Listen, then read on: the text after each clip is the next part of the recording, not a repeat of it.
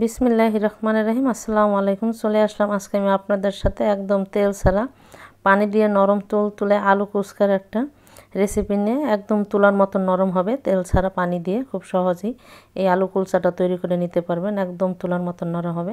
আমরা চড়া দাম দিয়ে রেস্টুরেন্টে গিয়ে না খেয়ে বাচ্চাদের কিন্তু বাসায় খুব সহজে এই আলু কুলচাটা তৈরি করে দিতে পারি। তাই কীভাবে আমি তৈরি করে থাকি এই আলু কুলচাটা বাসায় একদম নরম তুলার মতো নরম তুলে তারই একটা ভিডিও আপনাদের সাথে শেয়ার করার জন্য চলে আসলাম।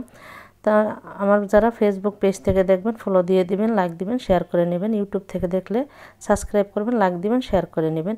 এখানে একটা বলের ভিতরে 1 কাপ আমি কুসুম গরম দুধ নিয়ে নিয়েছি। সেটার ভিতরে 1 টেবিল চামচ ইস্ট, 2 টেবিল চামচ চিনি, স্বাদ মতো লবণ দিয়ে মিক্স করে নিলাম। আর যারা ইস্টের গন্ধ ভালো লাগে না তারা এখানে 1 টেবিল চামচ ঘি দিতে পারেন অথবা বাটার দিতে পারেন। তারপরে মিক্স করার পরে 2 কাপ দিয়ে দিলাম এখানে ময়দাটা দিয়ে আমি এইভাবে হাত দিয়ে মেখে নিব। একটু নরম হয়ে যাবে, সমস্যা নেই। এটা মুথে নিতে শক্ত হয়ে যাবে। তাই দেখুন শক্ত হয়ে গেছে। এটার ভিতরে আমি 2 টেবিল চামচ নর্মাল যে আমরা সয়াবিন তেল সেটা দিয়ে দিয়েছি। দিয়ে এটাকে মেখে 2 ঘন্টার জন্য রেস্টে রেখে দিলাম। এদিকে আলু কুলচা তৈরি করার জন্য আমাদের একটা আলুর পুর লাগবে। তাই 3টা আলু আমি গ্রেট করে নিয়েছি সিদ্ধ করে। দিয়ে দিলাম 2টা পেঁয়াজ কুচি, 2টা শুকনো এই কাঁচামরিচ কুচি, আর ধনিয়ার গুঁড়া, জিরার গুঁড়া 1/2 টিস্পুন করে, মরিচের গুঁড়া 1/2 টিস্পুন, দিয়ে দিলাম গরম মশলা 1/2 টিস্পুন, আর একটা ম্যাগি মশলা দিয়ে দেবো 1 প্যাকেট। এটা মুদির দোকানে কিনতে পাওয়া যায়, যে কোনো সেখান থেকে 5 টাকা দিয়ে কিনে দিয়ে দেবেন। দিয়ে দিলাম স্বাদ মতো লবণ। এখন হাত দিয়ে এটাকে মেখে নেব। আমাদের আলু কুলচাটা তৈরি করার জন্য আমাদের আলুর এই পুরটা বেশি প্রয়োজন। তাই আমি এখানে মাঝারি সাইজের 3টা আলু আমি সিদ্ধ করে নিয়েছি, ছোটো না বড়ও না। দিয়ে দেবো কিছুটা ধনিয়া পাতা কুচি দিয়ে আবার মিক্স করে নেব।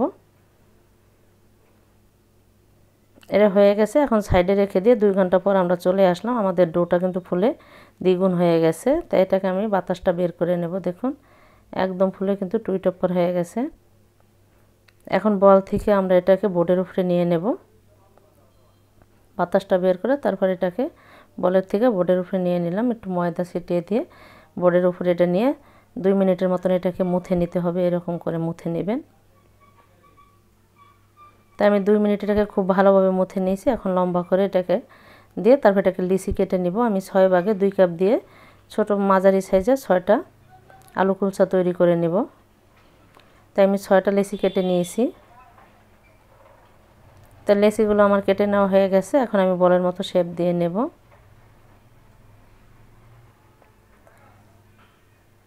তাই আমি একে একে সবগুলোই বানিয়ে নেওয়া হয়ে গেছে। এখন এগুলোকে আমি এরকম হাত দিয়ে রুটির মতো তৈরি করে একটু বাটির মতো খোঁজ করে এখন আলুর যে পুরটা সেটা দিয়ে দেব। দিয়ে এভাবে চতুর্থ সাইড থেকে টেনে এনে তারপর মুখটা সিল দিয়ে এভাবে সিল করে দিবেন।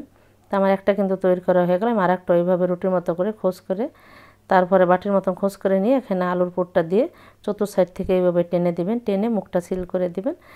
একইভাবে আমি সবগুলো তৈরি করে নিয়েছি। এখন সাইডে সরিয়ে নিব। নিয়ে আমি এটাকে লম্বা করে বেলে নিব। আপনারা চাইলে গোল করেও কিন্তু বেলে নিতে পারেন।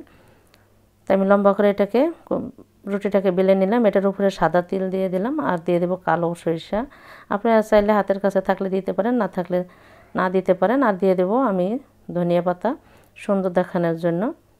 তা আমার একটা বানিয়ে নেওয়া হয়ে গেলাম। আর একটা আবার বানিয়ে আপনাদের একটু দেখিয়ে দিই।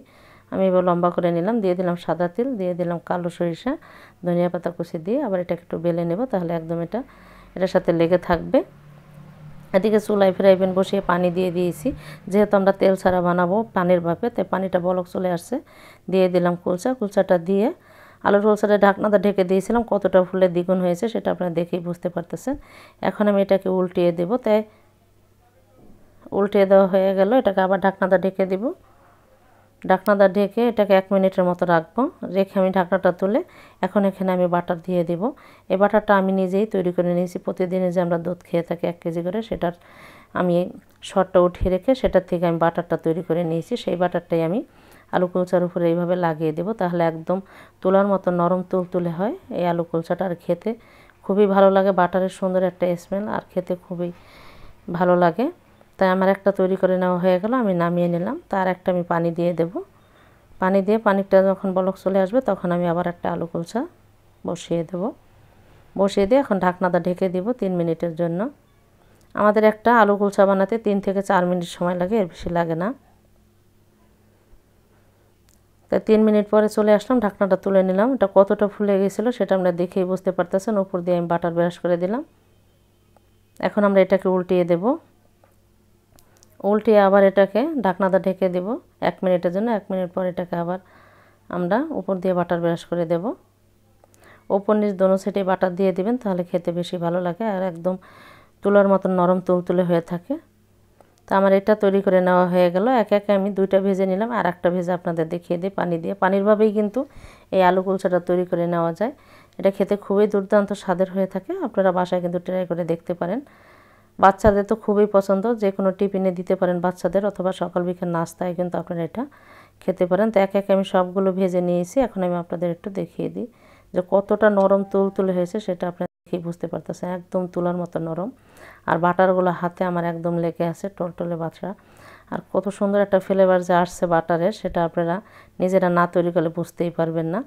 দেখুন বাটারগুলো আমার হাতে কিভাবে লেগে আছে, আর এটার ভিতরটা কতটা একদম টুপির মতো ফুলে টই টুপুর হয়েছে দেখুন। তা আপনারাও কিন্তু এইভাবে তৈরি করে খেতে পারেন এবং আমাকে কমেন্ট করে জানাতে পারেন আমার এই ভিডিওটা আপনাদের কেমন লাগলো। তো যদি আমার এই ভিডিওটা আপনাদের ভালো লেগে থাকে, অবশ্যই আমার চ্যানেলটাকে সাবস্ক্রাইব করে নেবেন, লাইক দিবেন, শেয়ার করে নেবেন। ফেসবুক পেজ থেকে দেখলে ফলো দিয়ে দিবেন। তো আপনারা সবাই ভালো থাকেন, আমার জন্য দোয়া করবেন। আল্লাহ হাফেজ।